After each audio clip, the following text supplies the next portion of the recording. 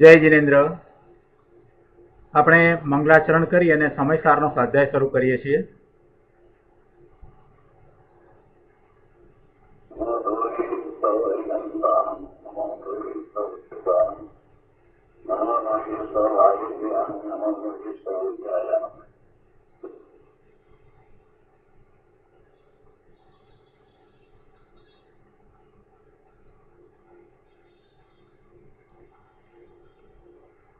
સમયસાર.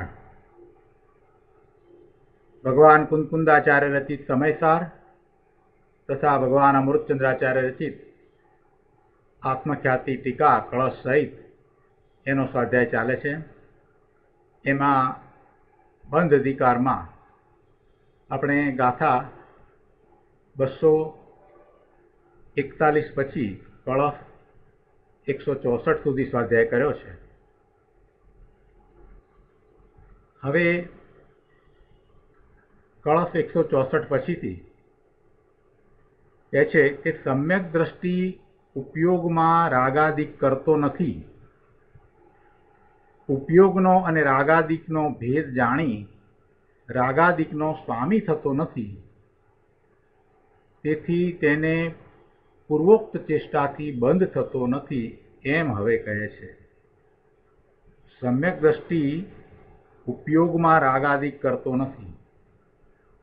ઉપયોગમાં એને રાગ સાથે એકત્વ નથી, રાગનો સ્વામી થતો નથી. તેથી જે અગાઉની ગાથામાં 237 થી 241 એ 5 ગાથામાં જે દ્રષ્ટાંત આપીને વાત કરવામાં આવી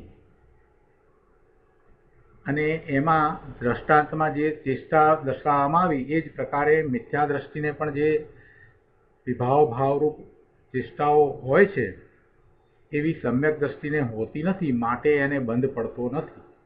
એટલે કહે છે કે તેથી તેને પૂર્વોક્ત પહેલા કહેવામાં આવ્યું એવી ચેષ્ટાઓથી બંધ થતો નથી એમ કહે છે.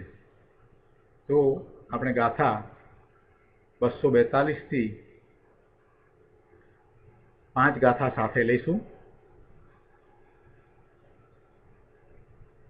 242, 243, 244, 245 અને 246 એમ 5 ગાથાઓ સાથે આપી છે. કહે છે કે યથા પુનઃ સ ચૈવ નરઃ સ્નેહે સર્વસ્મિન્ન પનીતે સતી રેણુ બહુલે સ્થાને કરોતિ શસ્ત્રૈ વ્યાયામમ છિન્નતિ ભિન્નતિ ચ તથા તાલી તલકદલી વંશ પિંડી સચિત્તા અચિત્તાના કરોતિ દ્રવ્યાણામ ઉપઘાતમ કુર્વતસ્ત્યક્ષ નાનાવિધૈ કર્ણૈ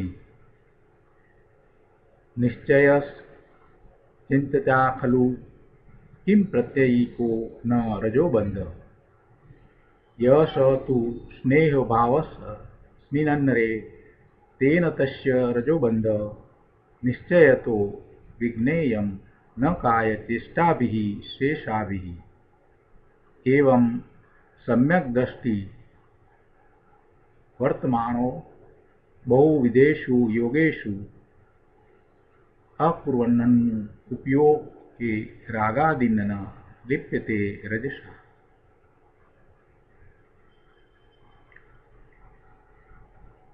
ગાથાના અર્થમાં કહે છે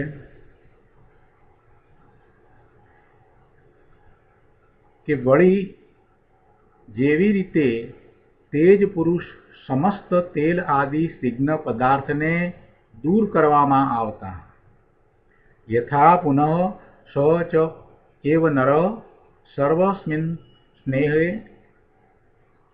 અપનીતે સતી.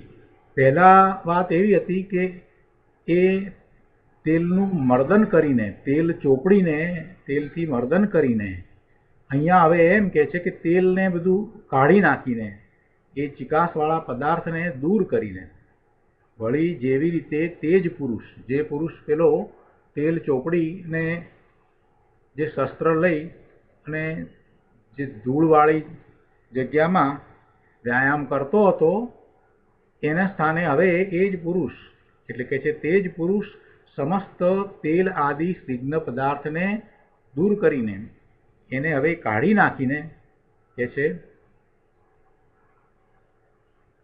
કે બહુ રજવાળી જગ્યામાં શસ્ત્રો વડે વ્યાયામ કરે છે. રેણુ બહુલે સ્થાને શસ્ત્રૈ વ્યાયામમ કરોતિ. અને તાળ, તમાલ, કેળ, વાંસ, અશોક વગેરે વૃક્ષોને છેદે છે, ભેદે છે. તથા તાલી, તલ, કદલી, વંશ, પિંડી છિન્નતિ ભિન્નતિ. સચિત તથા અચિત દ્રવ્યોનો ઉપઘાત કરે છે. સચિત અચિત્તાના દ્રવ્યાણામ ઉપઘાતમ કરોતિ. એ રીતે નાના પ્રકારના કર્ણો વડે ઉપઘાત કરતા તે પુરુષને રજનો બંધ ખરેખર કયા કારણે નથી થતો તે નિશ્ચયથી વિચારો. નાના વિધેય કર્ણૈ ઉપઘાતમ કુર્વતઃ તસ્ય રજોબંધ ખલુ કિમ પ્રત્યયિક ન નિશ્ચયત ચિંતતામ. એને એવો રજનો બંધ કયા કારણથી નથી થતો તે વિચારો. તે ખરેખર વિચારો, નિશ્ચયથી વિચારો. પહેલાની જેમ જ બધું કરે છે. એ વ્યાયામ કરે છે, શસ્ત્ર લઈને કરે છે અને એ બહુ રજવાળી જગ્યામાં કરે છે, છતાં પણ એને એ રજનો બંધ નથી થતો એટલે ધૂળ ચોંટતી નથી. તે નિશ્ચયથી ખરેખર તમે વિચારો. તે પુરુષમાં જે તેલ આદિનો ચિકાસ ભાવ હોય તેનાથી તેને રજનો બંધ થાય છે એમ નિશ્ચયથી જાણવું. તસ્મિન નરે યશ સ્નેહ ભાવતુ તેન તસ્ય રજોબંધ નિશ્ચયત વિજ્ઞેયમ. શેષ કાયાની ચેષ્ટાઓથી નથી થતો. શેષાભિ કાય ચેષ્ટાભિ ન. માટે તે પુરુષમાં ચિકાસના અભાવના કારણે જ તેને રજ ચોંટતી નથી. એવી રીતે બહુ પ્રકારના યોગોમાં વર્તતો સમ્યક દ્રષ્ટિ ઉપયોગમાં રાગાદિકને નહીં કરતો થકો કર્મરજથી લેપાતો નથી. એવં બહુ વિધેષુ યોગેશુ વર્તમાન સમ્યક દ્રષ્ટિ ઉપયોગે રાગાદિન અકુર્વન રજસા ન લિપ્યતે. શું કહ્યું? અગાઉની જે વાત કરી હતી, 5 ગાથામાં જે વાત કરી હતી એ જ વાત કરી, પણ એમાં ફેર એટલો કર્યો કે હવે આ જે વ્યાયામ કરવા વાળો પુરુષ છે એ બધા ચીકણા પદાર્થને પોતાના શરીર ઉપરથી દૂર કરીને વ્યાયામ કરે છે. એટલે હવે એને એ ધૂળના રજકણો ચોંટતા નથી. એટલે કહ્યું કે તે જ પુરુષ, વળી જેવી રીતે તે જ પુરુષ સમસ્ત તેલ આદિ સ્નિગ્ધ પદાર્થને દૂર કરવામાં આવતા એની એ જ બહુ રજવાળી જગ્યામાં એવા જ એના એ જ શસ્ત્રો વડે વ્યાયામ કરે છે અને એ જ પ્રમાણે તાળ, તમાલ, કેળ, વાંસ, અશોક વગેરે વૃક્ષોને છેદે છે, ભેદે છે. અને એ જ રીતે સચિત તથા અચિત દ્રવ્યોનો ઉપઘાત કરે છે. એ રીતે નાના પ્રકારના કર્ણો વડે ઉપઘાત કરતા તે પુરુષને રજનો બંધ ખરેખર કયા કારણે નથી થતો. આ બધું જ કરે છે પણ એને ધૂળ ચોંટતી નથી. તો તમે વિચારો કે કયા કારણે એને ધૂળ ચોંટતી નથી. અને પછી જવાબ આપ્યો છે કે તે પુરુષમાં જે તેલ આદિ જે ચિકાસ ભાવ હતો, જે એના શરીર ઉપર ચીકણાશ હતી, તેલ ચોપડ્યું હતું એટલે જે ચિકાસ હતી એનાથી એને ખરેખર ધૂળના રજકણો ચોંટતા હતા. એટલે રજનો બંધ થતો હતો. એમ તમે ખરેખર જાણો, એમ નિશ્ચયથી જાણો. હવે આ દ્રષ્ટાંત કહ્યું અને એના પછી કહે છે, એની સાથે એક બીજી વાત પણ કહે છે કે એ તેલને કારણે જ એને નિશ્ચયથી ખરેખર બંધ થતો હતો, પરંતુ કાયાની બીજી બધી ચેષ્ટાથી થતો ન હતો. શેષ કાયાની ચેષ્ટાથી એવો બંધ થતો ન હતો. માટે તે પુરુષમાં ચિકાસના અભાવના કારણે જ હવે તેને રજ ચોંટતી નથી. ચિકાસ ગઈ એટલે હવે એને માટી ચોંટતી નથી. આ દ્રષ્ટાંત કહ્યું. અને હવે એના ઉપરથી સિદ્ધાંતની વાત કહે છે કે એવી રીતે બહુ પ્રકારના યોગોમાં વર્તતો સમ્યક દ્રષ્ટિ, અનેક પ્રકારના યોગોમાં વર્તતો સમ્યક દ્રષ્ટિ, જેવા કર્મના ઉદય છે એવા કર્મના ઉદયોની સાથે એ રહ્યો છે અને અનેક પ્રકારે એ વર્તતો આપણને લાગે. જે કર્મના ઉદય છે એનું એ લક્ષ કરતો પણ દેખાય એવો બહુ પ્રકારના યોગોમાં વર્તતો સમ્યક દ્રષ્ટિ ઉપયોગમાં રાગાદિકને નહીં કરતો થકો કર્મરજથી લેપાતો નથી. સમ્યક દ્રષ્ટિ કૃપાળુદેવનો વિચાર કરીએ તો આપણને ખ્યાલ આવે કે કૃપાળુદેવ હીરાનો વ્યાપાર કરતા હતા, એટલે એમનો ઉપયોગ એ વ્યાપાર સંબંધી પણ વ્યસ્ત રહેતો હતો. તે છતાં એમાં એમને ક્યાંય એકત્વ, મમત્વ, કર્તૃત્વ કે ભોક્તૃત્વના ભાવ હતા નહીં, એટલે એમને રાગાદિકનો અભાવ હતો. તેથી એમને કર્મબંધ પડતો ન હતો. એટલે બહુ પ્રકારના યોગમાં વર્તતો એવો સમ્યક દ્રષ્ટિ એ રાગને પોતાથી ભિન્ન જુદો માત્ર જાણે છે, એનું એ જ્ઞાન કરે છે, એને બીજા જ્ઞેયોની માફક જાણે છે કે આ પણ જ્ઞેય છે એમ એ જાણે છે, પણ એનો સ્વામી થતો નથી, એનું એને એકત્વ નથી. તેથી એ કર્મરજથી લેપાતો નથી. ટીકામાં અમૃતચંદ્રાચાર્ય ભગવાન સમજાવે છે કે જેવી રીતે તે જ પુરુષ સમસ્ત સ્નેહને અર્થાત સર્વ ચિકાસને, તેલ આદિને દૂર કરવામાં આવતા તે જ સ્વભાવથી જ બહુરજથી ભરેલી ભૂમિમાં, એની એ જ ભૂમિ છે જેમાં બહુરજકણો છે, અર્થાત સ્વભાવથી જ બહુરજથી ભરેલી તે જ ભૂમિમાં તે જ શસ્ત્ર વ્યાયામ રૂપી કર્મ ક્રિયા કરતો અને તે જ અનેક પ્રકારના કરણો વડે અને એના એ જે સચિત અચિત વસ્તુઓનો ઘાત કરતો રજથી બંધાતો લેપાતો નથી. કારણ કે તેને રજબંધનું કારણ જે તેલ આદિનું મર્દન તેનો અભાવ છે. બહુ સહેલું દ્રષ્ટાંત છે અને પહેલી 5 ગાથામાં આપણે એ વાત સમજ્યા છીએ. એના કરતાં અહીંયા ઊંધું કરવામાં આવ્યું કે તેલનો એ માલિશ કર્યો હતો, તેલનું મર્દન કર્યું હતું, એ નથી, એટલે હવે એના શરીર ઉપર રજકણ ચોંટતા નથી. બહુ સહેલાઈથી સરસ રીતે સમજાય એવું છે. દ્રષ્ટાંત બહુ સુંદર છે, એટલે એ વાત સહેલાઈથી સમજાઈ જાય. તેવી રીતે દ્રષ્ટાંત ઉપરથી સિદ્ધાંત સમજાવે છે કે સમ્યક દ્રષ્ટિ પોતામાં રાગ આદિકને નહીં કરતો થકો તે જ સ્વભાવથી જ બહુ કર્મયોગ પૂતગળોથી ભરેલા લોકમાં તે જ કાય વચન મનનું કર્મ અર્થાત કાયા વચન અને મનની ક્રિયા કરતો, તે જ અનેક પ્રકારના કરણો વડે તે જ સચિત અચિત વસ્તુઓનો ઘાત કરતો કર્મરૂપી રજથી બંધાતો નથી. કારણ કે તેને બંધનું કારણ જે રાગનો યોગ, રાગમાં જોડાણ, તેનો અભાવ છે. બાકી બીજું બધું એનું એ જ છે. ફેર કેટલો છે કે એને રાગ સાથે જોડાણ નથી. રાગ સાથે જોડાણ નથી. રાગને એ જ્ઞેય તરીકે જાણે છે. સમ્યક દ્રષ્ટિ સાધકને હજી પૂર્ણ શુદ્ધ દશા પ્રગટ નથી થઈ ત્યાં સુધી કિંચિત ક્યારેક કોઈક વખતે એને કર્મના ઉદયના નિમિત્તે આવેલા સંયોગ તરફ લક્ષ જતાં અલ્પ રાગ પણ થાય છે.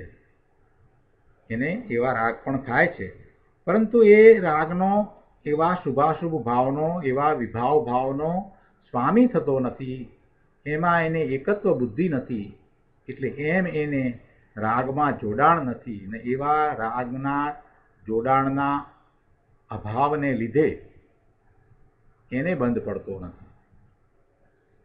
ભાવાર્થમાં પંડિતજી કહે છે કે સમ્યક દ્રષ્ટિને પૂર્વોક્ત સર્વ સંબંધો હોવા છતાં, જે પહેલા અગાઉની ગાથામાં કહ્યું એ જ પ્રમાણે બધા જ સંબંધો છે, બધું જ છે, માત્ર ફેર એટલો જ પડ્યો છે કે એને રાગ સાથેનું જોડાણ નથી. બાકી એનો ઉપયોગ અનેક પ્રકારે થાય છે, છતાં પણ રાગ સાથે જોડાણ નથી. રાગના સંબંધનો અભાવ હોવાથી કર્મ બંધ થતો નથી. અને આના સમર્થનમાં જે પહેલા અગાઉની ગાથામાં જે કહેવામાં આવ્યું એ પ્રમાણે જ બધું સમજવું. ફેર એટલો છે કે એને રાગ સાથેનો સંબંધ નથી એટલે કર્મ બંધ નથી, રાગનું સ્વામિત્વ નથી. હવે આ ગાથાઓ ઉપર પૂજ્ય ગુરુદેવ કાનજી સ્વામીએ તાત્પર્યભૂત વાત કરી છે એ આપણે લઈએ. પ્રવચન રત્નાકર ભાગ 8મો, પાના નંબર 27. સમયસાર ગાથા 242 થી 246 મથાળું. ગુરુદેવ અહીંયા કહે છે કે ત્રિકાળી શુદ્ધ એક જ્ઞાયક ભાવ પરિપૂર્ણ ચૈતન્ય મૂર્તિ પ્રભુ આત્માના જેને જ્ઞાન, પ્રતીતિ અને અનુભવ થયા, જ્ઞાન, પ્રતીતિ અને અનુભવ થયા તે સમ્યક દ્રષ્ટિ છે. ભગવાન આત્માનું જ્ઞાન થયું છે તે સમ્યક જ્ઞાન છે, એની પ્રતીતિ થઈ છે, સમ્યક શ્રદ્ધા થઈ છે, એને અનુભવ થયો છે એટલે એ અનુભવ સહિત એવી શ્રદ્ધા થઈ છે. અને એ વખતે અનુભવના કાળે એને અતિન્દ્રિય આનંદનું વેદન પણ હોય છે. અને જેટલો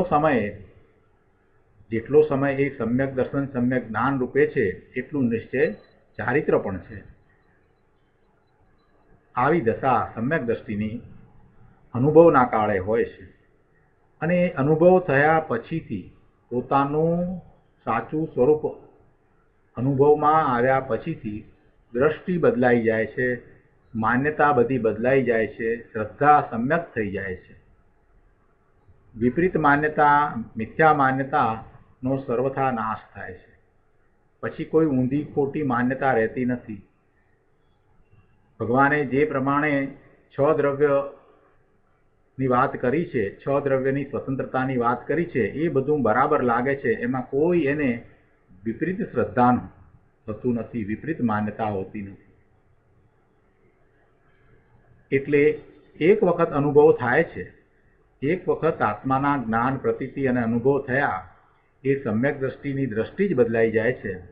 એને હવે કોઈ ઊંધી માન્યતા નથી, એનું મિથ્યાત્વ ગયું છે. મિથ્યાત્વ ગયું છે એટલું જ નહીં, મિથ્યાત્વ તો ગયું, એ તો કર્મની અપેક્ષાએ વિચાર કરીએ તો દર્શન મોહનીય ગયું, પણ સાથે સાથે ચારિત્ર મોહનીયની અનંતાનુબંધી કસાઈની પહેલી ચોકડી પણ ગઈ છે. એટલે કે 4 પ્રકૃતિ અનંતાનુબંધી ના ક્રોધ, માન, માયા અને લોભ, એ 4 પ્રકૃતિ પણ સાથે ગઈ છે. એવો એ ચોથા ગુણસ્થાનની દશાવાળો સમ્યક દ્રષ્ટિ છે. અને પછી આગળ વધતા પુરુષાર્થ કરતા 5મા ગુણસ્થાને એને કસાઈની બીજી ચોકડી જાય છે. એટલે કે અપ્રત્યાખ્યાના વર્ણનીય ના ક્રોધ, માન, માયા, લોભ જાય છે. એ દેશવૃત્તિ થાય છે. અને ત્યાર પછીથી આગળ વધતા સંપૂર્ણપણે પરિગ્રહ રહિત થઈને નિર્ગ્રંથ મુનિ થાય છે ત્યારે કસાઈની ત્રીજી ચોકડી જાય છે. એટલે કે પ્રત્યાખ્યાના વર્ણનીય કસાયના ક્રોધ, માન, માયા, લોભ જાય છે. પછી તો માત્ર એક સંજ્વલન કસાય જ બાકી રહે છે.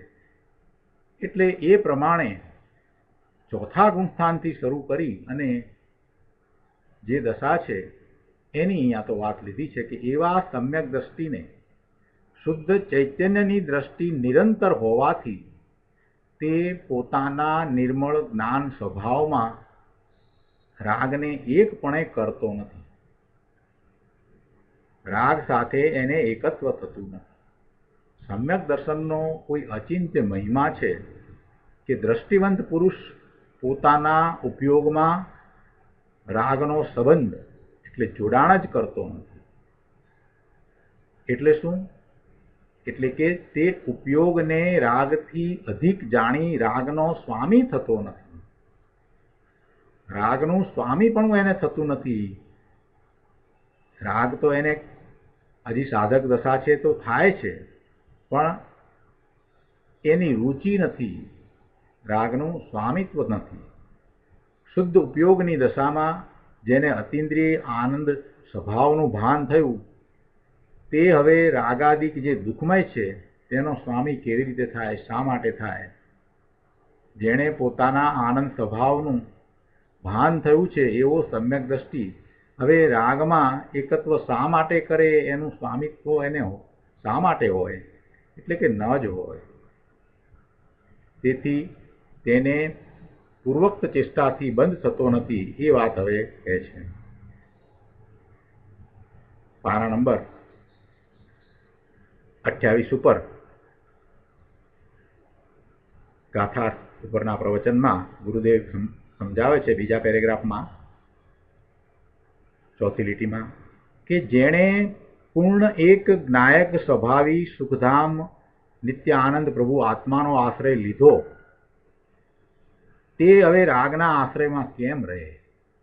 ભગવાન આત્માનો જેને આશ્રય થયો, એનો અનુભવ થયો, એ હવે બીજાનો આશ્રય શા માટે કરે? રાગનો આશ્રય શા માટે સ્વીકારે? રાગનો આશ્રય શા માટે કરે? જેને ભગવાન આત્માનો આશ્રય થયો એ હવે રાગનો આશ્રય શા માટે કરે? ધર્માત્મા પુરુષ પોતાના ઉપયોગમાં રાગ સાથે સંબંધ જ કરતો નથી. સમ્યક દર્શનનો આવો કોઈ અદ્ભુત મહિમા છે. દ્રષ્ટિ બદલાઈ જાય છે. અનુભવ થયા પછીથી દ્રષ્ટિ બદલાઈ જાય છે. દ્રષ્ટિ સમ્યક થઈ જાય છે, એટલે કે શ્રદ્ધા સમ્યક થાય છે. જ્ઞાન થયું છે, અનુભવ થયો છે, અતીન્દ્રિય આનંદનું વેદન થયું છે, એટલે દ્રષ્ટિ બદલાય છે.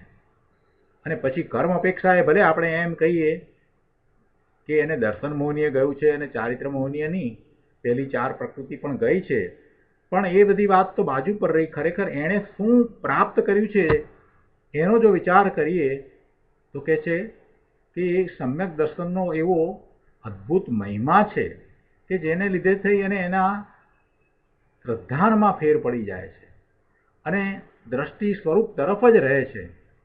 આ મોટી વાત છે. અને આવું થાય એટલે પછી 12માં આપણે જે રીતે વાત કરવી એ રીતે કરીએ કે પછી 12માં એને ઉદાસીનતા વર્તે, 12માં એને ઉદાસીનતા વર્તે, 12માં ક્યાંય એને રસ પડે નહીં, જગતના સુખો એને ઝેર જેવા લાગે, આ બધું આપણે કહીએ. પણ મૂળ વાત તો એ છે કે પોતે પોતાના સ્વરૂપમાંથી આવતા આનંદનો અનુભવ કરે છે અને દ્રષ્ટિ ત્યાં જ રહે છે. પોતાના સાચા સ્વરૂપનો એને ખ્યાલ આવ્યો છે, એનું ભાન થયું છે, એટલે પોતે કોણ છે એ એક વખત સમજાઈ જાય છે, એટલે દ્રષ્ટિ બદલાઈ જાય છે. અને એ એચિવમેન્ટ છે. એટલે આસ્તિથી વાત કરીએ તો એણે જે પ્રાપ્ત કર્યું છે એનો વિચાર કરીએ એટલે પછી નાસ્તિથી તો ઘણું બધું છે. આમ નથી, આમ નથી, આ બધું ચાલ્યું જાય છે, આમ જાય છે, આ બધું કયું, આ કસાયની આ ચોકડી ગઈ, એ બધી વાત બધી નાસ્તિથી કરીએ. પણ મૂળ વાત તો અસ્તિથી તો એ છે કે એણે પોતાના સ્વરૂપની પ્રાપ્તિ કરી લીધી છે, એનો અનુભવ થયો છે, પછી એની દ્રષ્ટિ જ આખી બદલાઈ ગઈ છે. એ પોતે બદલાઈ જાય છે. પોતે હવે પર્યાય રૂપે નથી.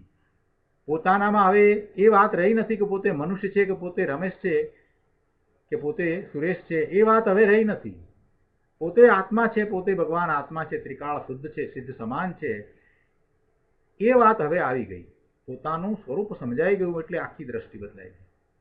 એટલે એ હવે જ્યાં ઊભો રહીને જગતને જુએ છે એ પોતાના સ્વરૂપમાં ઊભો રહીને જગતને જુએ છે.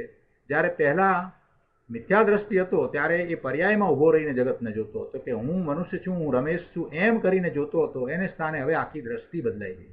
એટલે જે એણે પ્રાપ્ત કર્યું છે એનો વિચાર કરીએ તો ખ્યાલ આવે છે કે સમ્યક દર્શનનો અદ્ભુત મહિમા છે. સમ્યક દર્શન થતાં બાકી બીજું બધું થઈ જાય છે અને પછી તો પુરુષાર્થ આપોઆપ અંદરમાંથી ઉપડે છે. ગાથા ઉપરના પ્રવચનમાં ગુરુદેવ કહે છે અહીંયા 3જા પેરેગ્રાફમાં કે જુઓ, આ દ્રષ્ટાંતની વાત કરીને કે હવે એ તેલ ચોપડ્યા વગર વ્યાયામ કરે છે, એ દ્રષ્ટાંતની વાત કરીને હવે એના ઉપરથી આપણે જે સિદ્ધાંત સમજવાનો છે એ વાતને આપણે લઈએ તો કહે છે કે જુઓ, આ દ્રષ્ટાંત છે અને એમાં એ કરે છે એમ બધું કહ્યું ને, વ્યાયામ કરે છે, સચિત અચિતનો ઉપઘાત કરે છે, એ બધી વાત કરીને એમાં કરતો કરતો એમ આવ્યું ને દ્રષ્ટાંતમાં. એમાં આ કરતો ને તે કરતો એમ કરતો કરતો આવે છે ને, તો કોઈ એનો ઊંધો અર્થ એમ કહે કે જો આ કરે છે ને એટલે કરતા ભાવ તો આમાં દેખાય છે, કરી શકે છે. આમાં લખ્યું છે એ પ્રમાણે તો એમ થાય ને કે ભાઈ એ કરે છે બધું કરતો કરતો એમ શબ્દ વાપર્યા છે ને, એમાં લખ્યું છે ને, એટલે એ કરે છે કે નથી કરતો, કરે છે ને, એનો અર્થ તો એમ થયો ને. ગુરુદેવ કહે છે કે ભાઈ એમ ન હોય, આત્મા પરનું કરે એ તો મિથ્યાત્વ ભાવ છે, આત્મા પરનું કરતો જ નથી. પણ અહીં તો દ્રષ્ટાંતમાં તેનો એક અંશ લઈને સિદ્ધાંત સમજાવવો છે, એટલે સિદ્ધાંત સમજાવવો છે એટલા માટે એમ લેવામાં આવ્યું છે. ખરેખર કંઈ આત્મા કરે છે એમ ત્યાં એમ કહેવું નથી, આત્મા કંઈ કરે છે એમ નથી, પણ ભાષામાં તો એમ જ આવે ને, જ્યારે સમજાવવું હોય ત્યારે ભાષામાં તો એમ જ આવે ને. સિદ્ધાંતને સમજાવવા માટે થઈ અને આખો વ્યવહાર છે. વ્યવહાર શા માટે છે? એ સિદ્ધાંતને સમજાવવા માટે છે, નિશ્ચયને સમજાવવા માટે વ્યવહાર છે. પણ એમ નથી કે એ વ્યવહાર કરતાં કરતાં નિશ્ચયની પ્રાપ્તિ થઈ જાય, એમ નથી. નિશ્ચયને સમજીએ છીએ એને પણ વ્યવહાર કહેવામાં આવે. નિશ્ચય એ અનુભવની વસ્તુ છે, પોતાના સ્વરૂપનો અનુભવ એ જ નિશ્ચય છે, અને એ અનુભવની વાત કરવી એ વ્યવહાર છે. અનુભવ કયા પ્રકારે થાય, એમાં શું હોય એ વાત છે, એ પણ વ્યવહાર છે. આત્માનું શુદ્ધ સ્વરૂપ કેવું છે, એ શુદ્ધ સ્વરૂપનું વર્ણન એ વિકલ્પરૂપ છે, એ વિકલ્પ પણ વ્યવહાર છે.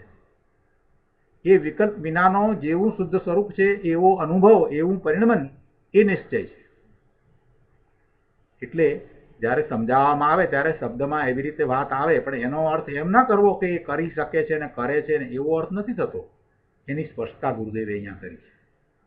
સિદ્ધાંત સમજીએ ત્યારે દ્રષ્ટાંત આપવામાં આવ્યા હોય તો દ્રષ્ટાંતમાં એક જ અપેક્ષા અને સમજવાની હોય. દ્રષ્ટાંત કાંઈ સર્વાંગ મળતું ન હોય, બધી રીતે સિદ્ધાંતને સાથે મળતું હોય એમ ન હોય. દ્રષ્ટાંત દ્વારા એક વસ્તુને સમજવાની છે, એક અપેક્ષાને, એટલા માટે એ દ્રષ્ટાંત કહેવામાં આવ્યું. અને એમાં એ કરે છે કહ્યું છે એટલે કંઈ ખરેખર એ કંઈ કરી શકે છે એમ કહેવાનો આશય પણ નથી. શાસ્ત્રના અભ્યાસ કેમ કરવા એની પણ પદ્ધતિ છે. માત્ર વાંચી જઈએ અને આપણી મતિ કલ્પનાએ, આપણી બુદ્ધિએ આપણે શાસ્ત્રના અર્થ કરીએ એમ કંઈ શાસ્ત્રનો અભ્યાસ થતો નથી પ્રભુ. ઉમા સાતીજી ભગવાનનું તત્વાર્થ સૂત્ર, એની ઉપર રામજીભાઈએ જે ટીકા લખી છે એમાં શાસ્ત્રના અભ્યાસ અને શાસ્ત્રના અર્થ કરવાની સાચી રીત સમજાવી છે. એ વાંચી જવા જેવી છે.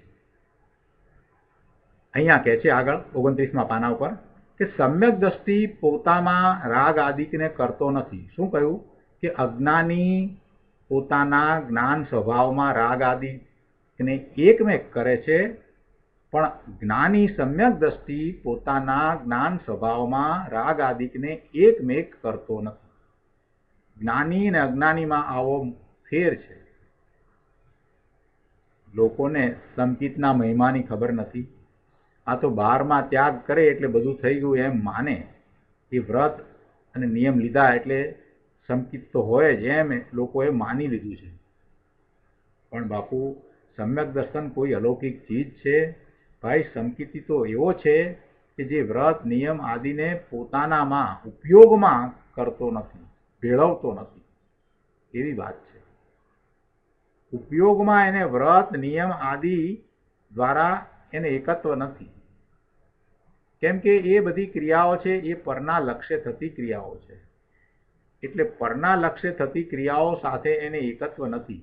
એને એમ નથી કે હું આ વ્રત કરું છું, એને એમ નથી કે હું પૂજા ભક્તિ વિનય કરું છું, એમ નથી.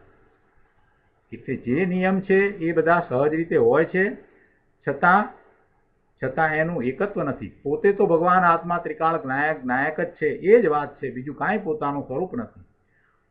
પરના લક્ષ્ય થતી જે કાંઈ ક્રિયાઓ છે એનું સ્વામીપણું, એનું એકત્વ, એનું મમત્વ, એનું કર્તાપણું સમ્યક દ્રષ્ટિને હોતું નથી. એટલે ગુરુદેવ અહીંયા એ વાત સમજાવે છે કે પોતાનામાં એટલે કે ઉપયોગમાં એને ભેળવતો નથી. પોતાનો ઉપયોગ તો શુદ્ધ છે, સૂક્ષ્મ છે. એ તો ભગવાન આત્મા ત્રિકાળ નાયક જ છે. એવા ધ્રુવ તરફ લક્ષ કરીને રહેલો એ ઉપયોગ છે. એવા ઉપયોગમાં એ આ પરના લક્ષ્ય થતું જે કાંઈ છે એ વખતે જે ભાવ છે એને એ ભેળવતો નથી. એ શુભ ભાવ છે તો શુભ ભાવને પણ પોતાનો જાણતો નથી. ઉપયોગમાં એ શુભ ભાવ પોતાનો છે એમ જ્ઞાનીની દ્રષ્ટિ નથી. એનાથી જુદો પોતે ભગવાન આત્મા શુદ્ધ છે એવી જ જ્ઞાનીની દ્રષ્ટિ છે. જો અહીં શું કહે છે કે સમ્યક દ્રષ્ટિને બહારના સંયોગો, પહેલા મિથ્યા દ્રષ્ટિ હતો ત્યારે જે હતા તેવા જ સંયોગો એને અત્યારે વર્તમાનમાં પણ છે. એવા સંયોગો હોવા છતાં તે બંધાતો નથી. સ્વભાવથી જ બહુ કર્મયોગ્ય પૂતગળોથી ભરેલા લોકમાં સમ્યક દ્રષ્ટિ છે. કર્મને રજકણોથી ભરેલા લોકની અંદર સમ્યક દ્રષ્ટિ છે. કાયા વચન મનની ક્રિયા પણ તે જ પ્રમાણે પહેલાં હતી એ જ પ્રમાણે છે. અને એ જ પ્રમાણે અનેક પ્રકારના કરણો એટલે કે ઇન્દ્રિયો વડે એ સચિત અચિત વસ્તુઓનો ઘાત કરતો હોય એ બધું એ જ પ્રમાણે છે. છતાં પણ તે કર્મરજથી બંધાતો નથી. કેમ બંધાતો નથી? કારણ કે બંધનું કારણ જે મિથ્યાત્વ જ્ઞાનમાં રાગનું એક કરવું, મિથ્યાત્વ કહો અથવા તો જ્ઞાનમાં રાગનું એક કરવું, તેનો તેને અભાવ છે. મિથ્યાત્વનો અભાવ છે એટલે કે જ્ઞાનમાં રાગ સાથે ઐક્ય બુદ્ધિનો અભાવ છે. મિથ્યાત્વ એ જ સંસાર છે ભાઈ. મિથ્યાત્વ જાય તો જ સંસાર ટળે. એ જ આશ્રવ અને એ જ બંધનું મૂળ કારણ છે. મિથ્યાત્વ જ આશ્રવ અને બંધનું કારણ છે. એ જ ભવભ્રમણનું કારણ છે. બીજી વાત નહીં એટલે કે અસ્થિરતાને ગૌણ કરીને સમ્યક દ્રષ્ટિને રાગના યોગનો જે અભાવ છે તેની મુખ્યતાથી તે બંધ વિનાનો છે, નિર્બંધ છે. નિર્બંધ જ છે. એકાંત કર્યું છે. જો બંધાતો નથી એમ કહ્યું. રાગના યોગનો જે અભાવ છે, રાગ સાથે જોડાણનો અભાવ છે, એની મુખ્યતાથી જો વિચાર કરીએ તો એ નિર્બંધ જ છે. એ બંધાતો જ નથી. અસ્થિરતાની વાતને હમણાં બાજુ ઉપર રાખીએ. અસ્થિરતા તો છે. અસ્થિરતા એટલે શું છે? અસ્થિરતા તો ચારિત્રનો દોષ છે. પોતાનો પુરુષાર્થ હજી જોઈએ તેવો ઉપડ્યો નથી. સ્વરૂપને વિશે હજી એકાગ્રતા જેવી જોઈએ તેવી થતી નથી. એટલે ક્યારેક એ ચારિત્ર જેવું જોઈએ તેવું હજી પ્રગટ નથી થયું. એટલે ક્યારેક એ એવા ચારિત્રના દોષને પામે છે. એટલે કે એને ચારિત્ર મોહનીયના ઉદય વર્તે છે તો ક્યારેક એના તરફ લક્ષ જાય છે, સંયોગો તરફ લક્ષ જાય છે. એ દોષ તો ચારિત્રનો દોષ છે. જો ચારિત્રના દોષને લીધે થઈને કોઈ રખડતું નથી, પણ દ્રષ્ટિનો દોષ એટલે શ્રદ્ધાનો દોષ, શ્રદ્ધામાં ભૂલ, માન્યતામાં ભૂલ, એને કારણે રખડવાનું થાય છે. અષ્ટપાઉડની અંદર દર્શન પાઉડની ત્રીજી ગાથામાં આ વાત કરવામાં આવી છે કે જે બંધાઈને રહ્યા છે એ તેને કારણે રહ્યા છે. તો કે એ દર્શન મોહનીયને કારણે રહ્યા છે, કોઈ ચારિત્રના દોષને કારણે રહ્યા છે એમ નથી. એટલે એવો અસ્થિરતાનો રાગ હોય, પોતે હજી પૂર્ણ દશા પ્રગટ નથી કરી એટલે એવો રાગ હોય ને એને લીધે થઈને ગૌણ બંધ પણ પડે, નાના પ્રકારના બંધ પણ પડે, પણ એને અહીંયા દ્રષ્ટિમાં લીધા નથી, એને ગણતરીમાં લીધા નથી. એને ગૌણ કરી એને વાત કરી છે કે સમ્યક દ્રષ્ટિ છે એને રાગનો યોગ નથી, રાગના યોગનો અભાવ છે. એટલે એ બંધ વિનાનો છે, એને બંધ પડતો નથી. ગૌણપણે બીજો બંધ નથી એમ નહીં, પણ એની અહીં મુખ્યતા કરવી નથી. સમ્યક દ્રષ્ટિ પુરુષ બંધનું મૂળ કારણ જે રાગનો યોગ, રાગમાં જોડાણ, તે કરતો નથી. અને એ વાત અહીંયા મુખ્યતાથી લીધી છે. જ્ઞાનીને રાગનો સંબંધ જ નથી, કેમ કે તેને જ્ઞાનમાં, જ્ઞાન સ્વભાવમાં જોડાણ છે. એટલે રાગમાં જોડાણ નથી. જ્ઞાન સ્વભાવી ભગવાન આત્મા પોતાનું જેવું શુદ્ધ સ્વરૂપ છે એની સાથે જોડાણ છે. એટલે રાગ સાથે જોડાણ નથી, રાગ સાથે સંબંધ નથી. આ મુખ્ય વાત છે. ગુરુદેવ કહે છે કે જો સમકીર્તિ ચક્રવર્તી હોય તો એને 96,000 રાણીઓના વૃંદ હોય, એમાં એ હોય, લડાઈમાં પણ એ ઉભેલા દેખાય તો પણ એમને બંધ નથી. કેમ? કેમ કે રાગાદિનો સંબંધ નથી ને. જે રાગ છે તે અસ્થિરતાનો રાગ છે. એ કર્મના ઉદય એવા આવ્યા છે એટલે એ વખતે હજી પૂર્ણ દશા નથી અને પોતે પોતાના સ્વરૂપમાં નથી રહી શકતા, ત્યારે બહારમાં એ જે સંયોગો આવ્યા છે એ સંયોગોનું લક્ષ થાય છે એટલે એવો એ અસ્થિરતાનો રાગ છે. પોતાના સ્વરૂપને વિશે સ્થિરતા નથી એટલે એ અસ્થિરતા થઈ. એટલે પોતાના સ્વરૂપમાંથી એ બહાર છે અને બહાર આવ્યા છે પણ કાંઈ શ્રદ્ધા બદલાઈ નથી. પોતે પોતાનું સ્વરૂપ જાણ્યું છે, અનુભવ્યું છે, એટલે પોતે કોણ છે એ વિશે કાંઈ શ્રદ્ધા બદલાઈ જતી નથી. એટલે શ્રદ્ધા તો એમની એમ જ છે, છતાં પણ સ્વરૂપમાં સ્થિરતા નથી થતી એટલે બહારમાં છે એટલે એ અસ્થિરતા છે. અને એવી અસ્થિરતા વખતે બહારમાં લક્ષ જાય છે અને એને કારણે નાના પ્રકારના બંધ પણ પડે છે, પણ એને અહીંયા ગણતરીમાં લીધા નથી. એટલે એ ચક્રવર્તી એ લડાઈમાં ઉભેલા દેખાય કે રાણીઓના વૃંદમાં પણ દેખાય, વૈભવ સંપત્તિની વચ્ચે દેખાય, પણ એથી કરીને એમને એ તરફનું વલણ નથી, એની રુચિ નથી, એમાં એકતા નથી, એમાં એમને રાગ નથી. એટલે કહે છે કે ચક્રવર્તી રાગાદિથી એકપણાનો સંબંધ કરે, રાગનું સ્વામિત્વ કરે તો મિથ્યા દ્રષ્ટિ થઈ જાય, તો એ મિથ્યા દ્રષ્ટિ થઈ જાય. એટલે એવા જે સમ્યક દ્રષ્ટિ ચક્રવર્તી જે આ ભવે મોક્ષે જવાના છે એનો જો વિચાર કરીએ તો એમને જે સામગ્રી મળી છે એની સાથે કાંઈ સંબંધ નથી, એમાં એકત્વ બુદ્ધિ નથી. એ રાગાદિથી એકપણાનો સંબંધ કરે અથવા તો રાગનું સ્વામિત્વ કરે તો મિથ્યા દ્રષ્ટિ થઈ જાય અને બંધ થાય, તો પછી સમ્યક્ત્વ પણ રહે નહીં. પણ એમ તો છે નહીં. એટલે ખરેખર ચક્રવર્તી ભલે એ રાજમાં દેખાતા હોય, લડાઈમાં પણ દેખાતા હોય, પણ એમને બંધ પડતો નથી. એ સમ્યક દ્રષ્ટિ છે, એમને રાગનો રાગ નથી, એમને પર પદાર્થોની રુચિ નથી. સમ્યક દ્રષ્ટિ આટલા સંયોગોમાં હોય એટલે કરે છે એમ કહેવાય. એટલે જ્યારે વર્ણન કરવામાં આવે ત્યારે એમ કહેવાય કે કરે છે, પણ ખરેખર કાંઈ કરતા નથી. એમ કહીએ કે ચક્રવર્તી સમ્યક દ્રષ્ટિ લડાઈ કરે, પણ કોણ કરે? એ કાંઈ કરતા નથી. ગુરુદેવ એ વાત સમજાવે છે કે સમ્યક દ્રષ્ટિ આટલા સંયોગોમાં હોય એટલે કરે છે એમ કહેવાય. લોકો પણ સંયોગથી જુએ છે ને એટલે લોકોને પણ એમ લાગે કે આ ચક્રવર્તી છે તે લડાઈ કરે છે એમ કહેવાય, પણ ખરેખર તો એ બધાથી જુદા પડી ગયા છે.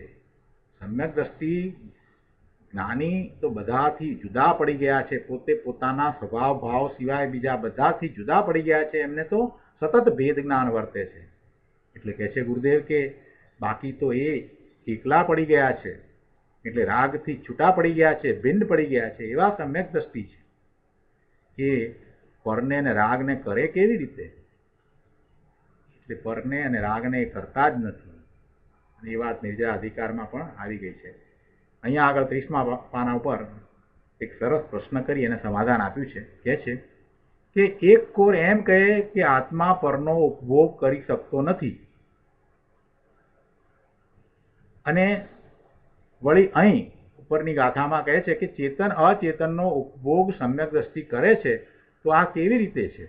એક બાજુ એમ કહેવું કે આત્મા પરનો ઉપભોગ કરી શકતો નથી અને બીજી તરફ એમ કહેવામાં આવે કે ચેતન અચેતનનો ઉપભોગ સમ્યક દ્રષ્ટિ કરે છે. તો આ કેવી રીતે છે? ગુરુદેવ સમજાવે છે કે ભાઈ એ તો બહારથી દુનિયા દેખે છે એ અપેક્ષાએ વાત કરી છે. દુનિયાને શું દેખાય છે કે એ 96,000 રાણીના વૃંદમાં ચક્રવર્તી છે. દુનિયાને શું દેખાય છે કે કૃપાળુ દેવ શ્રીમદ રાજચંદ્રજી હીરાનો વેપાર કરે છે એવું દેખાય. મુંબઈમાં કૃપાળુ દેવ હતા, હીરાનો વેપાર કરતા હતા, એટલે બધાને તો એમ જ દેખાય ને, બીજું શું દેખાય? એટલે એ જે દેખાય છે એને પછી આપણે સમજાવતા હોઈએ ત્યારે એ રીતે શબ્દોમાં મૂકીએ કે હા, કૃપાળુ દેવ હીરાનો વેપાર કરતા હતા. અરે ભલા ભગવાન, કૃપાળુ દેવ તો પોતાના સ્વરૂપમાં રહેતા હતા, એમને તો પોતાના સ્વરૂપનો વ્યાપાર હતો, હીરાનો વેપાર ન હતો. પણ જે બહારમાં દેખાય એને પછી શબ્દોમાં મૂકીએ ત્યારે એ વાત એ રીતે કહેવામાં આવી છે, પણ એને સમજવી જોઈએ ને. એટલે અહીંયા જે કહેવામાં આવે એ કરે છે કે ભોગવે છે કે એ ઉપભોગ એનો છે, તો એ બધાને સમજવું જોઈએ કે એ કઈ રીતે છે. એ તો બહારથી દુનિયા જે રીતે જુએ છે એ રીતે એને વર્ણનમાં લેવામાં આવ્યું છે. ગુરુદેવ સમજાવે છે કે ભાઈ એ તો બહારથી દુનિયા દેખે છે એ અપેક્ષાએ વાત કરી છે. બાકી સમકીતીને તો રાગના યોગનો અભાવ છે. સમકીતીને ક્યાં રાગ છે? કૃપાળુદેવને શું હીરાનો ધંધો હતો, હીરાનો વેપાર હતો? અરે પ્રભુ, એમને તો આત્માનો વેપાર હતો, બીજો કોઈ વેપાર ન હતો. એટલે બહારથી દુનિયા દેખે એ અપેક્ષાએ કહેવાય કે આ કૃપાળુદેવ હીરાનો વેપાર કરે, અને એમ પણ કહેવાય કે ચક્રવર્તી લડાઈ પણ કરે, અને એમ પણ કહેવાય કે ભરત મહારાજા અને બાહુબલી સ્વામીને યુદ્ધ થાય. અરે ભાઈ, આ બધું કહેવાય એ તો બહારથી જે દુનિયાને દેખાય છે એ કહેવાયું છે. બાકી એવા બે મહારથી સમ્યક દ્રષ્ટિ જે આ હવે મોક્ષે જનાર ચરમ શરીરી બાહુબલી સ્વામી અને ભરત સ્વામી બંને ચરમ શરીરી, એમની વચ્ચે યુદ્ધ થાય, એ તો બધું બહારમાં દેખાય છે પ્રભુ. એ તો પોતે પોતાના આત્માને વિશે જ રહ્યા છે. પરંતુ હજી અસ્થિરતાનો રાગ છે ને, અસ્થિરતાને કારણે એવો રાગ, એટલે એ તરફ લક્ષ જાય છે, પણ છતાંય એના સ્વામી થતા નથી. સંકિતીને તો રાગના યોગનો અભાવ છે. ધર્મીને તો પોતાના શુદ્ધ ચૈતન્ય સ્વભાવમાં સંબંધ થયો છે અને રાગનો સંબંધ છૂટી ગયો છે. વ્યવહાર રત્નત્રયના રાગનો પણ સંબંધ છૂટી ગયો છે. વ્યવહાર રત્નત્રયના રાગનો પણ સંબંધ છૂટી ગયો છે. એટલે કે જે શુભાશુભ ભાવમાં, હવે અશુભ ભાવ તો રહ્યો ન હોય, પણ શુભ ભાવ જેટલો છે તો એ શુભ ભાવનો પણ એમને સંબંધ ઉપયોગમાં નથી. વ્યવહાર રત્નત્રયના રાગનો પણ સંબંધ છૂટી ગયો છે. એટલે કે વ્યવહાર રત્નત્રય આપણે જે કહીએ એ શુભ ભાવ છે, અને એ શુભ ભાવ પણ પોતાનો નથી, એનું સ્વામિત્વ નથી, એની પણ હવે રુચિ નથી. રુચિ તો એકમાત્ર પોતાના શુદ્ધ સ્વરૂપની જ છે, બીજી કોઈ રુચિ નથી. એટલે કે વ્યવહાર રત્નત્રયનું પણ એને સ્વામિત્વ નથી.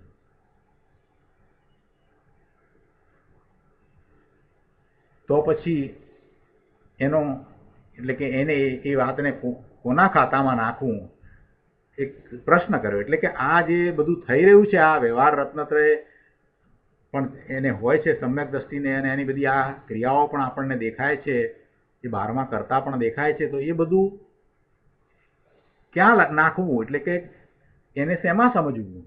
તમે એમ કહો છો કે એ એનું નથી, તો પછી એ કોનું સમજવું? એટલે કયા ખાતે નાખવું? ખતવણી કરીએ ને ત્યારે પછી કોઈક રકમ છે, તો હવે આ રકમને કયા ખાતામાં નાખવાની, કોને ખાતે આ નાખવું? એટલે વેપારીઓ એ રીતે ખતવણી કરતા હોય ને ત્યારે પછી આ રકમ કયા ખાતે નાખવી, તો એ રીતે અહીંયા કહે છે કે આ બધું તમે જે કહ્યું એ પ્રમાણે આ જે થઈ રહ્યું છે, સમ્યક દ્રષ્ટિને પણ ચક્રવર્તીને લડાઈ થઈ રહી છે, અને કૃપાળુદેવ જેવાને હીરાનો વેપાર થઈ રહ્યો છે, તો આ બધાને હવે અમારે ક્યાં નાખવું? એ સમ્યક દ્રષ્ટિનું નથી તો પછી કોનું છે? એમ પ્રશ્ન છે. ગુરુદેવ કહે છે કે એને જડના ખાતામાં નાખવું. કેટલો સુંદર જવાબ આપ્યો છે. જેવો પ્રશ્ન એવો જ જવાબ. સમજવાવાળા સરસ સમજી જાય. એને કયા ખાતામાં નાખવું? તો કે એને જડના ખાતામાં નાખવું. અરે ભાઈ, એ બધું તો જડનું કાર્ય છે, એ જડ કરે, એ જડની ક્રિયા એને આત્મા કરે નહીં. ચૈતન્ય મૂર્તિ પ્રભુ આત્માના ઉપયોગમાં તે સમાઈ શકે જ નહીં, એમાં એ હોય જ નહીં. ભગવાન આત્મામાં એ છે જ નહીં. એ જડની વાત જડમાં રહી, એને જડના ખાતે નાખો. અપુ સમ્યક દર્શન મૂળ મહિમાવંત ચીજ છે. એ વિના વ્રત તપ આદિનો કાંઈ મહિમા નથી. એ તો બધો શુદ્ધભાવ છે, રાગ છે, ચોથા છે. અજ્ઞાની ભલે મુનિ હોય, 5 મહાવ્રત પાળતો હોય, 28 મૂળ ગુણ સહિત એને નગ્ન દિગંબર મુનિપણું હોય, બરાબર ચોખ્ખું દ્રવ્યલિંગ હોય, પણ એને રાગની સાથે જો સંબંધ છે, જોડાણ છે, તો એ પણ મિથ્યા દ્રષ્ટિ છે. અને મિથ્યા દ્રષ્ટિ છે એને શાસ્ત્રમાં વ્યભિચારી છે એમ કહેવામાં આવે છે. એ વ્યભિચાર એટલે અહીંયા વ્યભિચાર કયા અર્થમાં છે એને જરાક સમજવાનું છે. કે મિથ્યાત્વ છે ને, એટલે એ અપેક્ષાથી વાત કરી. આખરી વાત કરી, પણ રાગની સાથે જેને સંબંધ છે તે વ્યભિચારી છે, અને જેને રાગ સાથે સંબંધ નથી તે અવ્યભિચારી, નિર્દોષ, પવિત્ર છે. ખરેખર તો રાગને અને આત્માને વ્યવહારે જ્ઞેય જ્ઞાયક સંબંધ છે. આત્મા છે એ જ્ઞાયક છે, અને રાગ છે તે એનું જ્ઞેય છે. બીજા બધા જ્ઞેય છે ને, આ બધા પરજ્ઞેય જે ઇન્દ્રિયો દ્વારા પણ એને ખ્યાલમાં આવે છે, એ બધા તો એ જ્ઞેય તરીકે જાણે છે કે એ જ્ઞેય છે અને પોતે એને જાણે છે. પણ આ પોતાને જે રાગ આવ્યો છે એને પણ એ જાણવા વાળો જ્ઞાયક છે, અને રાગ છે તે એનું જ્ઞેય છે. એવા જ્ઞેયને એ જ્ઞેય તરીકે જ જાણે છે. એ પોતે ભગવાન આત્મા જ્ઞાયક છે. પણ જેને આવી દ્રષ્ટિ નથી અને એ રાગને પોતાનો જાણે એમાં એકત્વ કરે છે, એ મિથ્યા દ્રષ્ટિ છે, અને એને વ્યભિચાર કર્યો છે. વ્યભિચાર એટલે બાહ્ય ક્રિયાઓની વાત નથી, બહારની અંદર જે વ્યભિચારીપણું જે આપણે લૌકિક રીતે માનીએ એની વાત નથી. એ તો આવા વ્યભિચારની વાત કરે છે. એટલે એ રાગ સાથેનો સંબંધ આત્માને કેવો છે? જ્ઞેય જ્ઞાયક સંબંધ છે. હવે એને બદલે રાગની સાથે બીજો સંબંધ એટલે આડો સંબંધ, એકપણાનો સંબંધ કરવો, એ વ્યભિચાર છે. એટલે એ અર્થમાં અહીંયા ગુરુદેવે એને વ્યભિચાર કર્યો છે. રાગ સાથે આડો સંબંધ, રાગ સાથે એકપણાનો સંબંધ, એ વ્યભિચાર છે. રાગ સાથે તો એક જ સંબંધ હોય જ્ઞાનીને, માત્ર જ્ઞેયપણાનો. એ જ્ઞેય છે અને પોતે જ્ઞાયક છે, આવો જ સંબંધ હોય. જેમ અન્ય જ્ઞેયને જાણે એમ રાગને પણ એ જાણે, પણ રાગનો કર્તા ક્યારેય થાય નહીં, રાગનો સ્વામી ક્યારેય થાય નહીં. આગળ ચોથા પેરેગ્રાફમાં કહે છે કે ધર્મી વ્યવહાર રત્નત્રયનો વિકલ્પ હોય છે, પણ એમાં તે રોકાતો નથી, અર્થાત તેની સાથે તે જોડાણ કરતો નથી. ધર્મીએ તો જેમાં અનંત જ્ઞાન, અનંત સુખ, અનંત આનંદ આદિ અનંત અનંત ગુણ સમૃદ્ધિ ભરેલી છે, એવા નિજ આત્મા સાથે સંબંધ કર્યો છે, તો પછી હવે એ રાગ સાથે સંબંધ શા માટે કરે? ક્યારેય ન કરે. પાના નંબર 31 ઉપર બીજા પેરેગ્રાફમાં કહે છે કે જો આપણે કળશ 164માં ઉપયોગભૂ શબ્દ જાણ્યો ને, ઉપયોગભૂ શબ્દ એમાં લેવામાં આવ્યો ને, એટલે કે જેમાં જાણવા દેખવાનો સ્વભાવ છે, જ્ઞાન દર્શનનો સ્વભાવ છે, એવી ઉપયોગની ભૂમિકામાં ધર્મી જીવ દયા, દાન, વ્રત આદિના રાગને ભેળવતો નથી. ઉપયોગભૂ શબ્દ લઈને ત્યાં વાત સમજાવવામાં આવી કે એને જાણવા દેખવાનો સ્વભાવ છે, જ્ઞાન દર્શનનો એનો સ્વભાવ છે, અને એવા જ્ઞાન દર્શનના સ્વભાવવાળી ભૂમિકામાં જ્યારે જ્ઞાની રહ્યા છે, ત્યારે એને અન્ય ભાવો સાથે કાંઈ સંબંધ નથી. એટલે ગમે તેવા શુભ ભાવ આવ્યા હોય તો એ શુભ ભાવને એના શુદ્ધ ઉપયોગમાં ભેળવતા નથી. દયા, દાન, વ્રત આદિના શુભ ભાવ છે, એવો રાગ છે, એને એ પોતાના શુદ્ધ ઉપયોગની ભૂમિકામાં ભેળવતા નથી. શુદ્ધ ઉપયોગ સ્વરૂપનું સ્વામિત્વ છોડીને એ વ્રત આદિના એવા શુભ ભાવના સ્વામી થતા નથી. પછી બહારની તો વાત જ ક્યાં રહી? આ સ્ત્રી, પુત્ર, પરિવાર, તન, મન, વચન ઇત્યાદિ તો બાજુમાં રહી ગયા. એ તો ક્યાં રહ્યા? દૂર રહી ગયા, ઘણા દૂર રહી ગયા. પોતાને જે શુભ ભાવ આવે છે એ શુભ ભાવના પણ પોતે સ્વામી થતા નથી. એટલે પોતાના શુદ્ધ ઉપયોગની ભૂમિકામાં, એટલે કે પોતાના સ્વરૂપમાં એને ભેળવતા નથી. પોતાનું એ રીતે સ્વરૂપ જ નથી, પોતાનો ઉપયોગ એવો હોઈ શકે જ નહીં. એટલે પોતાના શુદ્ધ ઉપયોગમાં એને ભેળવતા નથી. એ શુભ ભાવ પણ મારો, શુભ ભાવ પણ બરાબર છે અને શુદ્ધ ભાવ પણ બરાબર છે, એમ બંનેને ભેળવતા નથી. સંકિતિ પુરુષ કોને કહીએ?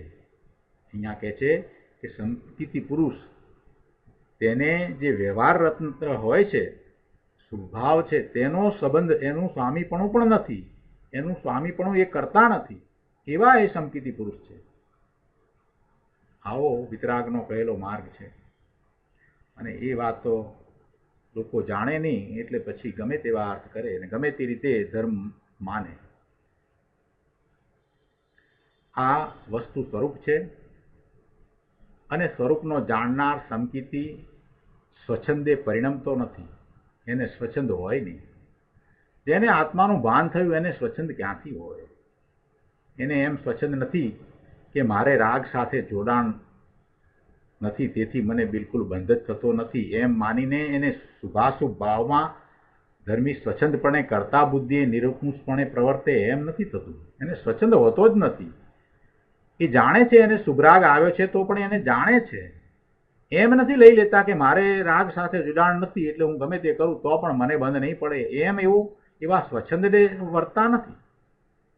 બીજી અહીંયા વાત સાથે ને સાથે જ લઈ લીધી છે ગુરુદેવે કે આપણે જે રીતે એમ કહીએ છીએ કે કૃપાળુદેવ એ ભલે વ્યાપાર કરતા હોય છતાં પણ એમને બંધ નથી એમ વાત કરી તો કઈ કૃપાળુદેવ પોતે એમ પછી સ્વચ્છંદે ન વર્તવા માંડે કે હું ગમે તે કરું છતાં મને ક્યાં બંધ પડવાનો છે, એવું કાંઈ સ્વચ્છંદ એમને થાય નહીં, એવો વિકલ્પ પણ આવે નહીં. કોઈ પણ જ્ઞાની પુરુષ છે એને પછી એવા વિકલ્પ ના આવે કે મારે તો આત્મા સાથે જોડાણ છે એટલે હું બહારમાં ગમે તે કરું, ગમે તે થાય તે છતાં મને કાંઈ થવાનું નથી અને હું ગમે તે કરું, અને પછી નિરંકુશ થઈને ગમે તે પ્રમાણે વર્તન કરે એવું હોય નહીં. પછી 7 વ્યસન હોય છે એનો ત્યાગ પણ એમને છૂટી જાય એવું કાંઈ થાય નહીં, એવું કાંઈ સ્વચ્છંદપણું ના આવી જાય. જે કહ્યું ને કે પુરુષાર્થની નબળાઈની વાત કરી, અસ્થિરતાના રાગની જે વાત કરી એ બધી વાત કરી, પણ એમાંય કાંઈ એમ એટલું સ્વચ્છંદપણું ન થઈ જાય કે હું ગમે તે કરું તે છતાંય પણ મને કાંઈ થવાનું નથી, મને બંધ પડવાનો નથી, હું સમ્યક દ્રષ્ટિ છું, એમ કાંઈ એવો સ્વચ્છંદ જ્ઞાનીને સમ્યક દ્રષ્ટિને હોય નહીં.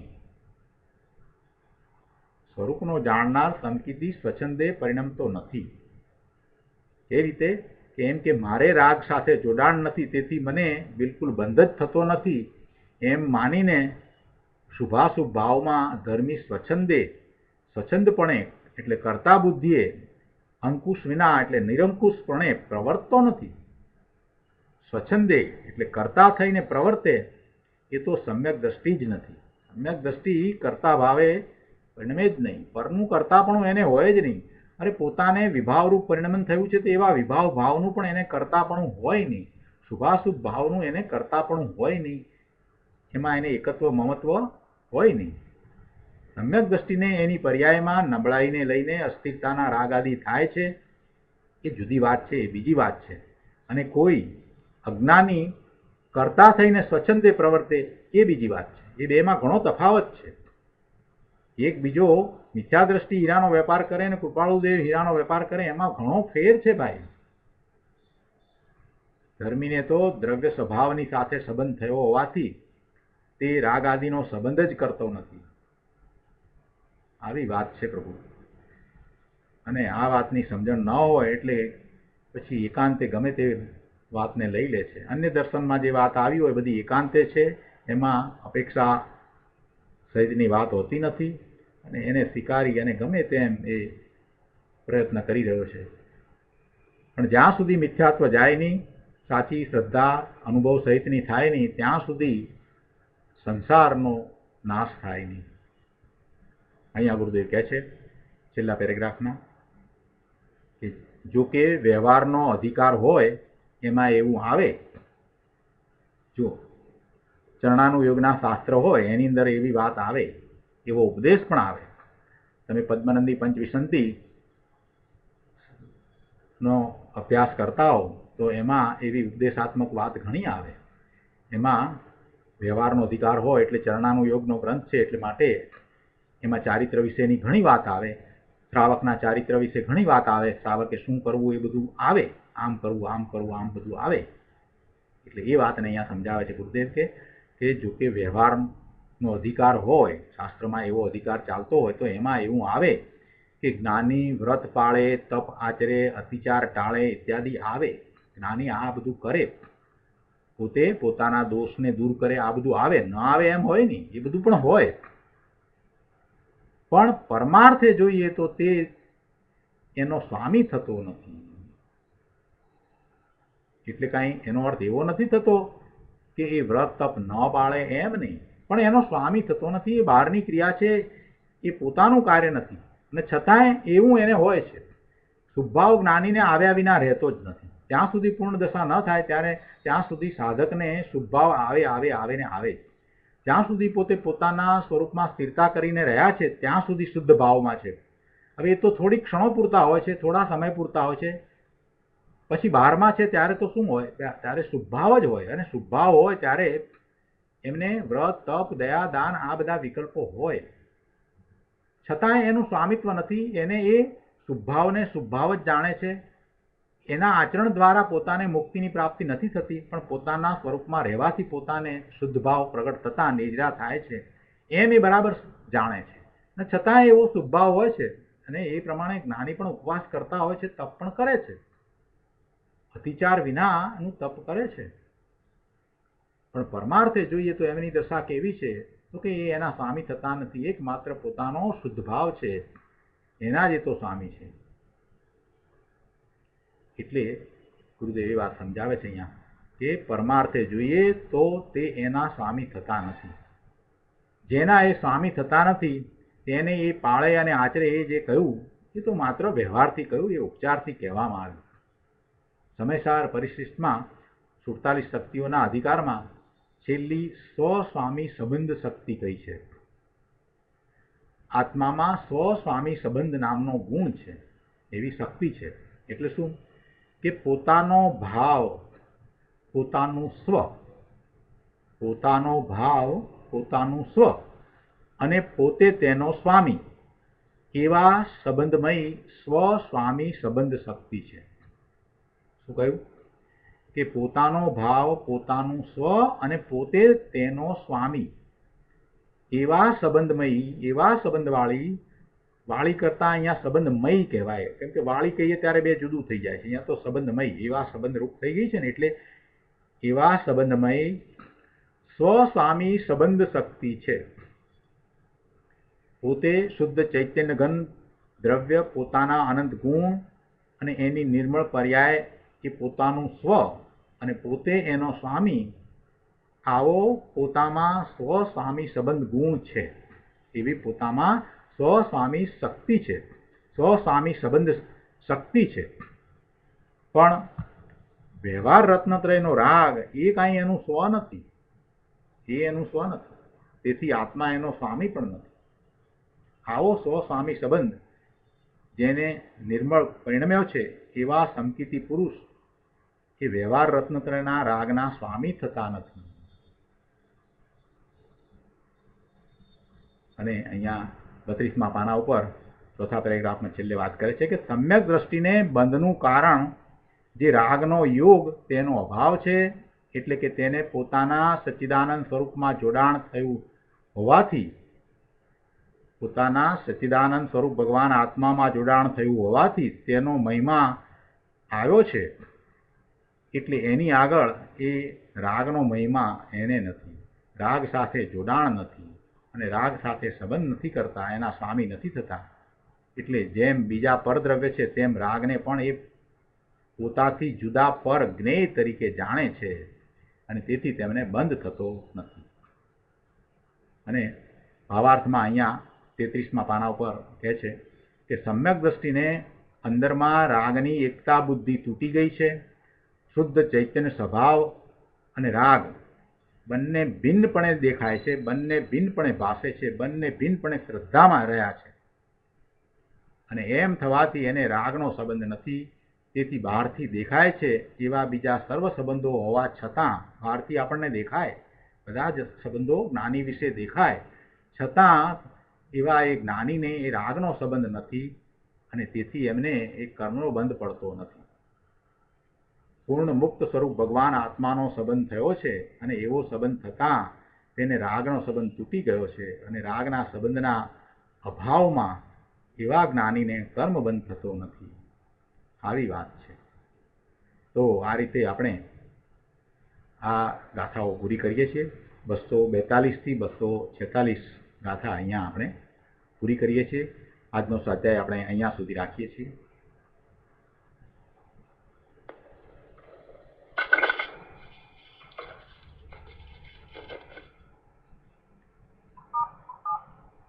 Conversation mode is on. Everyone can now be heard. હવે આજના સ્વાધ્યાય સંબંધી આપના પ્રતિભાવ અથવા પ્રશ્ન હોય તો આપણે વિચાર કરીએ.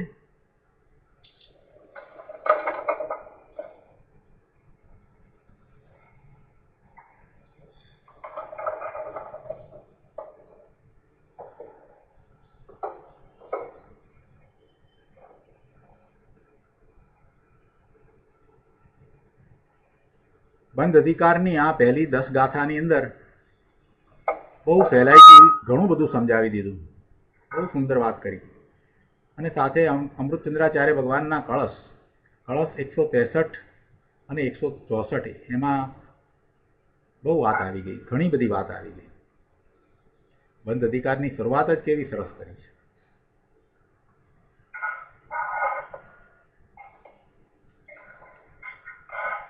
તો પ્રશ્ન અથવા પ્રતિભાવ નથી તો આપણે સુખધામ બોલી અને સ્વાધ્યાય પૂરો કરીએ છીએ.